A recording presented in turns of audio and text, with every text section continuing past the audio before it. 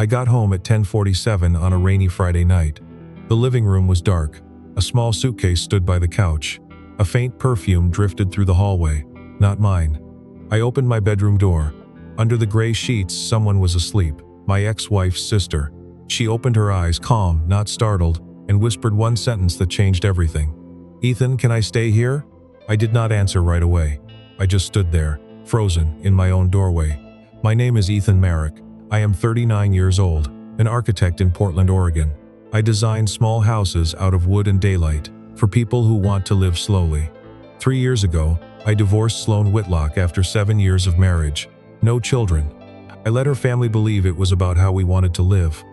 The truth was simpler and colder. In our last year together, I found out she was sleeping with a CFO named Marcus in San Francisco. I did not drag it out. I signed the papers and moved on. After the divorce, I bought a 2-bedroom apartment on the 14th floor, overlooking the Willamette River. 1 bedroom for me. The second I turned into a drafting studio with a sofa bed. Claire is Sloan's younger sister, 5 years behind her. Through all 7 years of my marriage, she stayed at the edge of every family room. She washed the dishes while everyone else laughed at the table. She remembered that I hated raw onions. She was the only person who ever asked quietly, "Ethan, are you okay?" Then came that Friday night. I walked into my own bedroom and found her there, asleep under my sheets, her hair still damp, rain sliding down the window behind her. She woke, looked at me without fear, and asked if she could stay. I told her to go back to sleep, that we would talk in the morning. I picked up my phone for the first time in 4 hours, 3 missed calls, 2 messages. All from a number I did not recognize. It was hers. At 11, I opened the sofa bed in the studio. At 11:20, the light under my bedroom door went dark, and I lay awake a long time, listening to the rain, wondering what exactly had just walked into my life. At 7 the next morning, I walked into the kitchen. Claire was already awake. She had moved her things into the studio overnight, folded my blanket neatly over the chair, and set out 2 cups of coffee still steaming. She spoke before I could say a word. "Ethan, I am sorry about last night. I had no right to come in like that. If you want me to leave right now, I will. If you want to call the police about the key, I understand." She placed 2 things on the table between us: the spare key that had been hidden under the doormat, and her phone, open to the missed calls and messages from 4 o'clock the afternoon before. "3 years ago, on the day I helped you move in, I saw where you hid it," she said. "Last night, that was the only place in the world I could think of." Then she told me the surface of the story. She had broken off her engagement to Grant Holloway, a lawyer in Seattle, 1 week earlier, after learning he had been unfaithful for 8 months. Grant had not accepted it quietly. He had told her, "You are not going anywhere. I know everyone you know." She had hidden at her friend Meg's apartment for 3 nights. Then Grant had shown up at her parents' house in Eugene. Then a stranger had called Meg's brother, asking where Claire was. That was when she understood. Grant had hired a private investigator, so she had bought a prepaid phone, deleted her social media, and stepped off every network she could find. "My address here," she said, "was not in any of Grant's contacts." I listened carefully. Something underneath the story did not sit right with me. She could have gone to any motel in the city. She had come here instead. I did not press her on it. Not yet. "Stay through the weekend," I told her. "You sleep in the studio. I sleep in the main bedroom." It seemed simple enough, a boundary drawn in a single sentence. That afternoon, I opened the drawer of my nightstand to find her a spare phone charger. She saw it immediately. A small violet paper crane, tucked between old pens and receipts. It was the same crane I had found in the pocket of my wedding vest after the honeymoon. Years ago, I had kept it in that drawer for 9 years, and never once learned who had folded it. Her eyes rested on it for exactly 1 second, no longer. Neither of us said a word about it. That night, I slept in my own bedroom for the first time in 24 hours. Lying there, I could hear the faint clicking of her keyboard through the studio wall, and I understood, without wanting to, that this apartment was no longer simply mine. Somewhere in Seattle, a man I had never met was already paying the same private investigation firm. He had used 3 times over the last 2 years, hunting for the exact room where she slept. On the second morning, a Sunday, Claire cooked lunch, spaghetti and butter and lemon, the exact dish my mother used to make. I had mentioned it only once, at a Thanksgiving dinner 8 years earlier, at her parents' long table. She had remembered it all this time. Sloane, in 7 years of marriage, had never once made it for me. Claire asked about the project I was working on near Bend. She listened to the entire answer without interrupting, and then asked the kind of follow-up questions only someone who is truly listening can ask. What was the client afraid of? What was the light like out there in November? Did the site slope east or south? That afternoon, I told her my father had died the previous summer. I had not told anyone else. She did not try to comfort me with words. She simply filled my water glass and sat beside me for 20 minutes without speaking. For the first time in months, my chest opened up enough to let me breathe properly. On the third day, I was cleaning out the same drawer when the paper crane slipped and fell to the floor. Claire picked it up before I could reach it. She held it for a long moment, then set it back exactly where it had been, in the same corner, at the same careful angle, the way someone might place down a piece of thin glass they had once broken and glued back together with their own hands. "You like paper cranes?" I asked, half joking, half testing the water. She smiled, small and careful, and did not look up at me. I used to fold a lot of them in high school, and later too. My mother used to say each crane was a wish you could not say out loud. On the fourth day, the first shadow of the real threat appeared. Claire's prepaid phone lit up with a message from an unknown number. Only her friend Meg and I knew that number. The message read simply, "I know you are in Oregon." Claire went pale, sat down at the kitchen table, and worked through it out loud in a level, careful voice. Her car was still registered in Seattle. It had not crossed into Canada.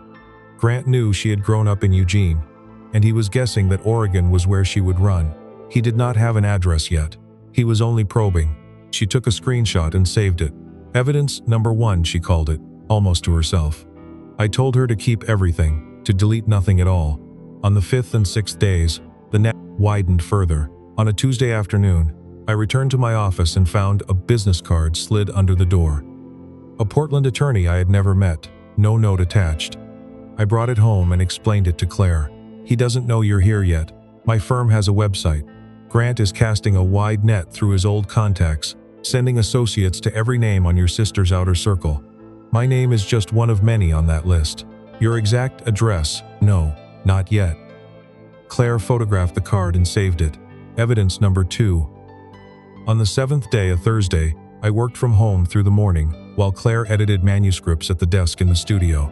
She had bought the exact tea I liked, from a small shop in the Pearl District I had mentioned once, back in 2019, at another family dinner. Not just the brand, the exact small batch tea only 3 shops in the city carried.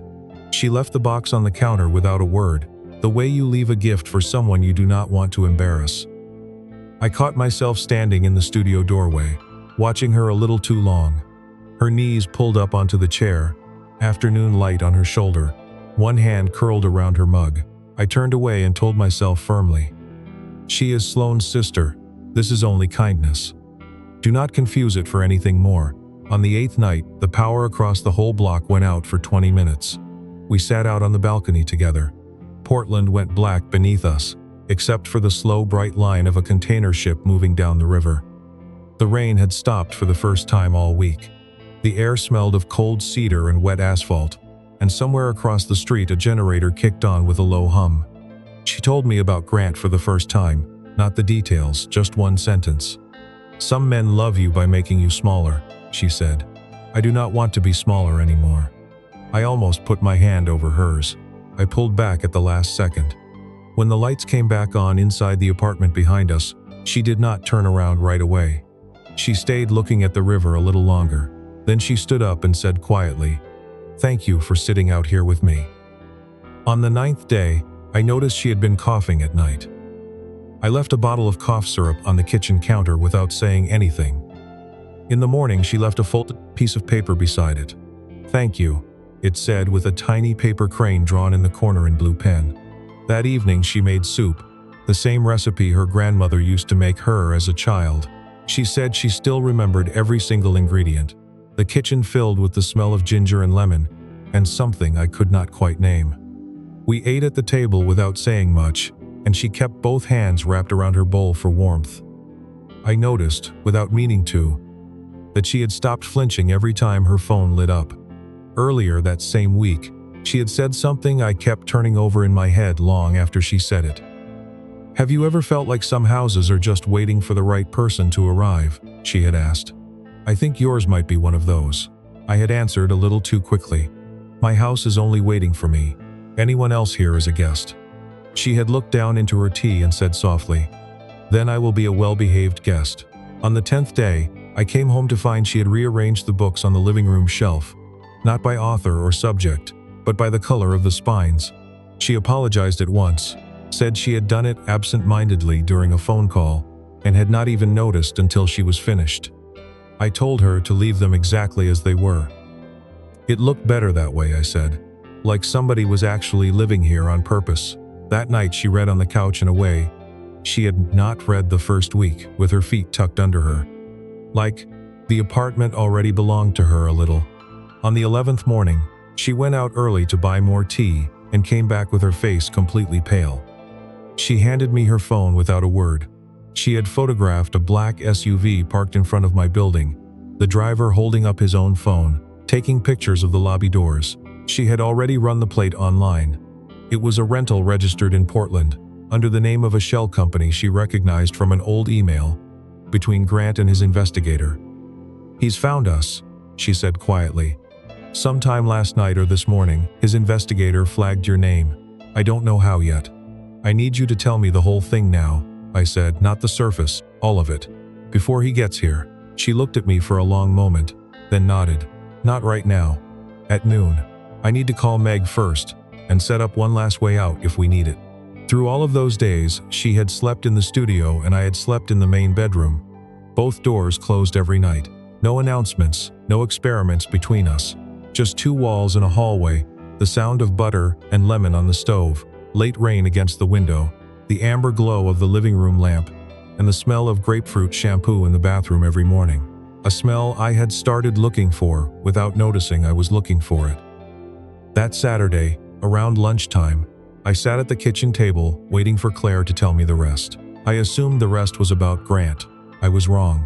4 blocks away, in a hotel I did not even know existed, a woman I had once called my wife was unpacking a suitcase after a morning flight, arriving hours ahead of the man Claire feared. The doorbell rang at 12:30, before Claire could say another word. It was Sloan, a rolling suitcase beside her, heavy perfume filling the hallway. "Are you going to invite me in, Ethan? I have a client meeting in Portland this weekend. I thought I would stop by." She walked past me into the apartment. She saw Claire sitting there and did not look surprised at all. She sat down in my chair, crossed her legs, and set her handbag on the armrest like she owned the room. "Grant has called me 3 times this week," she said, almost lightly. "He thinks Claire might be with you. His investigator suggested your name yesterday. He hasn't confirmed it yet. I was in town anyway. Now I am confirming it. He's on his way down tonight." I understood everything in that single instant. Grant had found me through his investigator's guess, and Sloan had simply walked in and confirmed it for him, in person, over a client meeting she likely did not even have. Both things were true. Both were devastating. Sloan began sharpening her words right in front of us, in that same warm, indulgent voice she had always used to deliver a knife. "Claire has loved you since before you married me. The whole family knew it. Mother told her never to say it out loud. She cried in the bathroom on our wedding day. Do you remember? She disappeared for 20 minutes right before you exchanged rings? The paper crane in your vest pocket. She folded it. I saw her slip it in. She kept a photograph of you in her wallet until she was 25. She turned to her sister with a small, cutting smile. Isn't that right, sweetheart?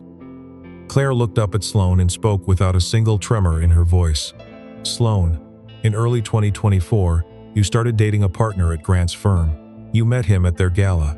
In March, you arranged an extended family dinner in Seattle, specifically so you could introduce Grant to me. I got engaged to him that November because I wanted so badly to believe I could love somebody else.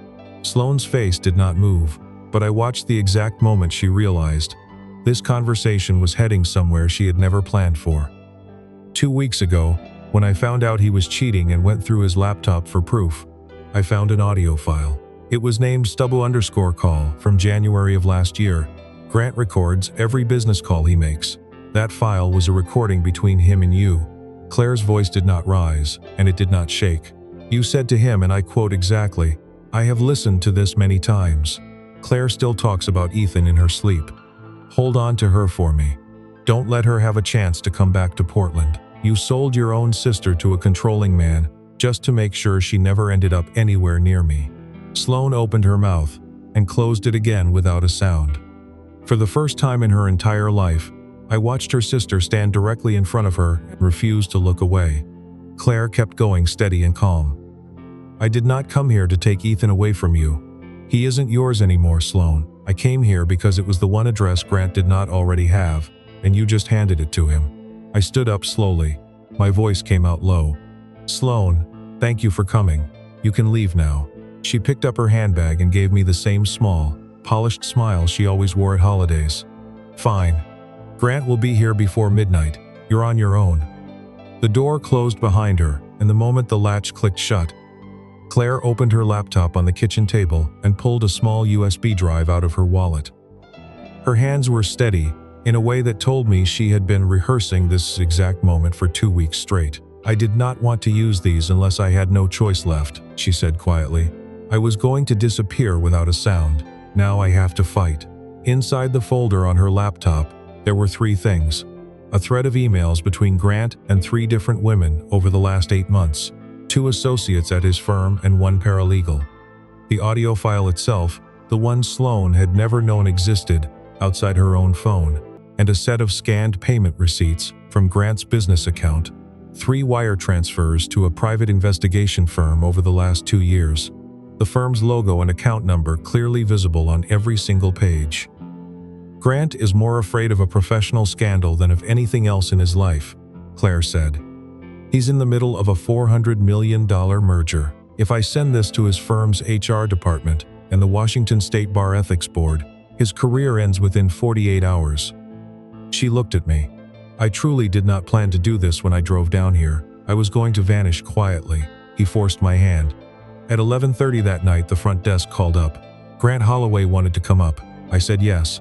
He arrived tall in an expensive coat, his voice smooth as glass. Ethan Merrick? I'm here to collect my fiancée. I stood in the doorway. Claire stepped out from behind me, calm and level. I broke off the engagement, Grant. I am not going back. He looked past her, straight at me. Mr. Merrick, she used a stolen key to enter your home. That's criminal trespass. I can help you deal with that, or I can make this very difficult for you. Your choice. I held up my phone and showed him the text message Claire had sent, time-stamped for in the afternoon, 2 Fridays earlier. This is Claire.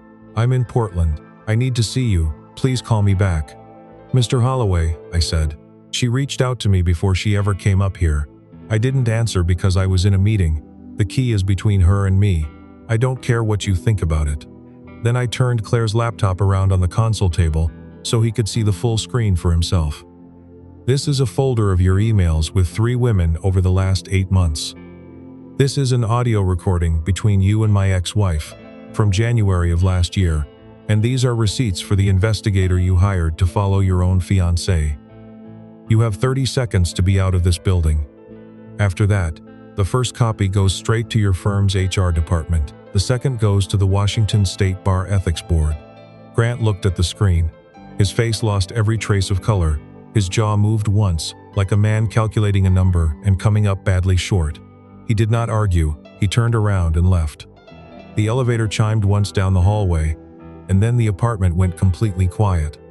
Claire leaned back against the wall and let out a breath she had clearly been holding for a very long time. Her shoulders shook once, then went still. She did not cry. She simply looked more exhausted than I had ever seen another human being look. I'm sorry, she whispered. For all of it, I told her, you don't have to apologize for saving yourself. I only need to know one thing. Did you come here because this apartment was safe, or because I was in it? She was quiet for a long moment. Both, she finally said. But you deserve the whole answer. Tomorrow morning.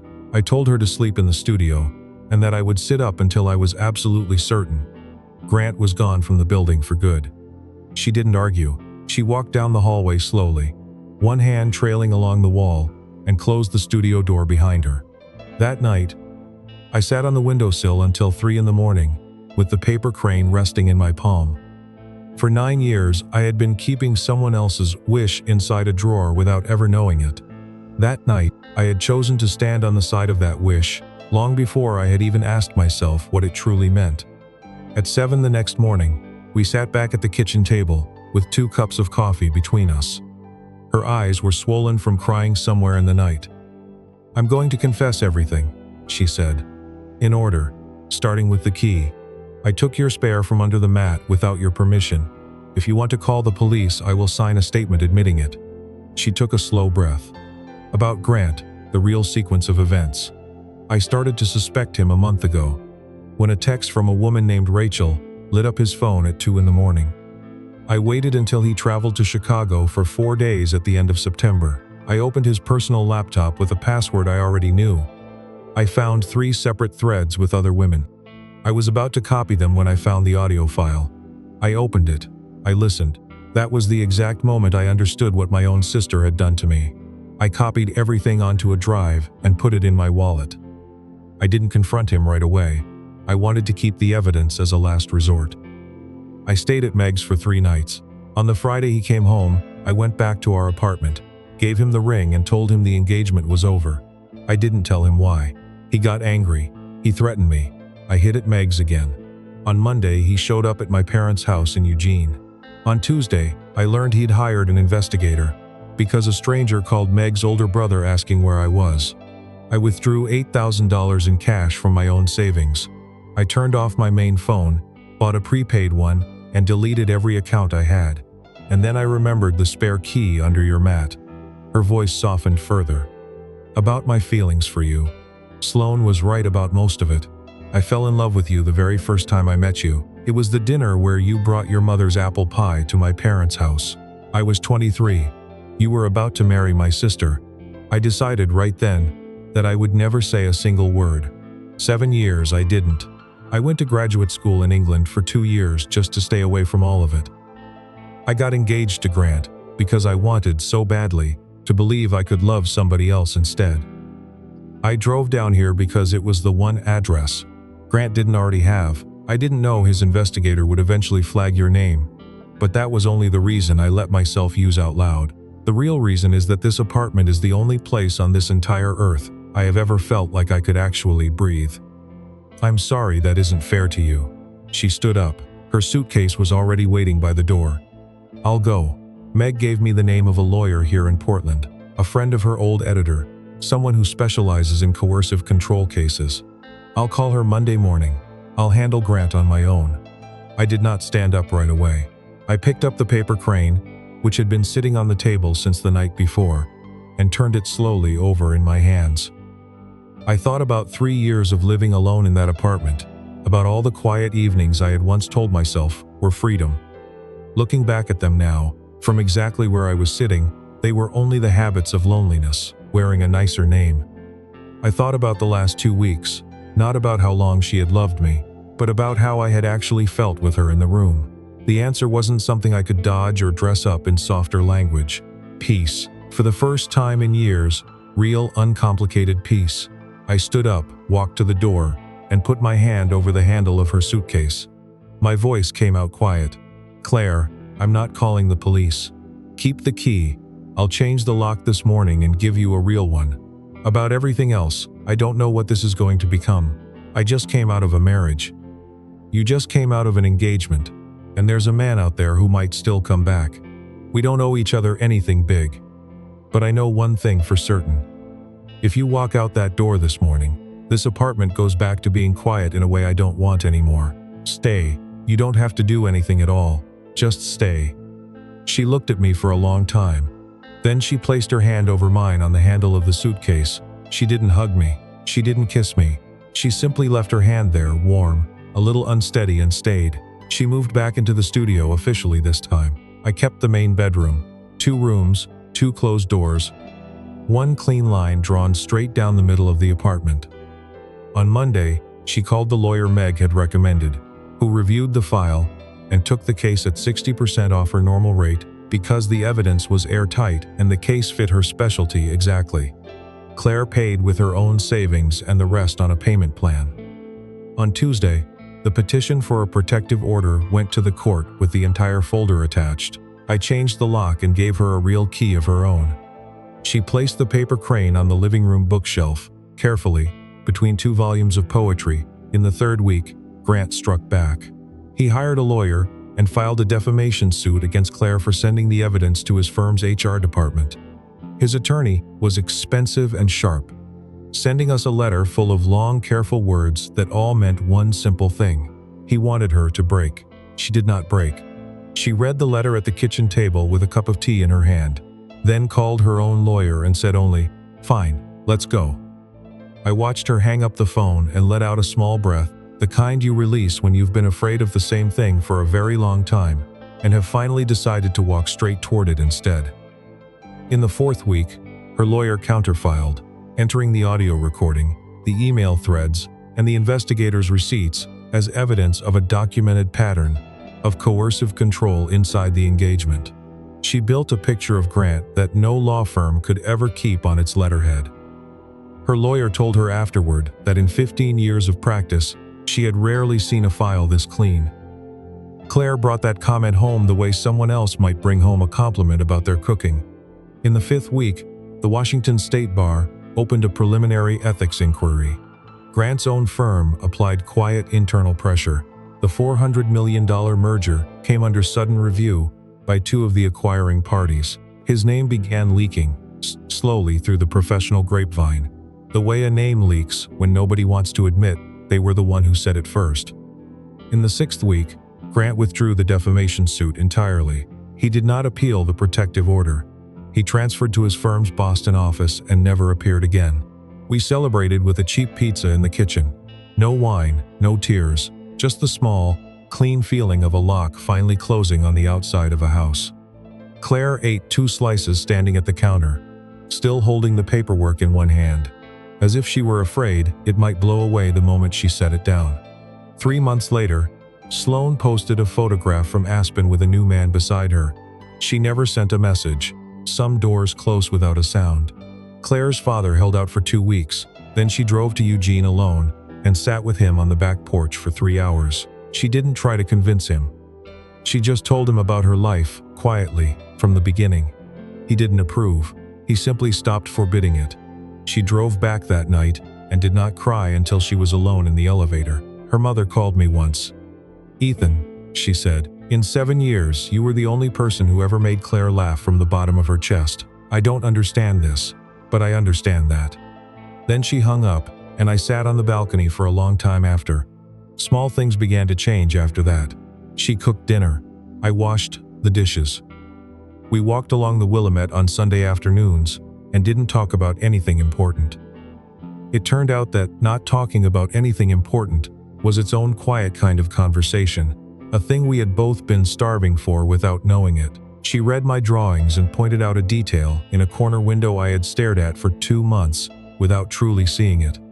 "Here," she'd say, tapping the paper.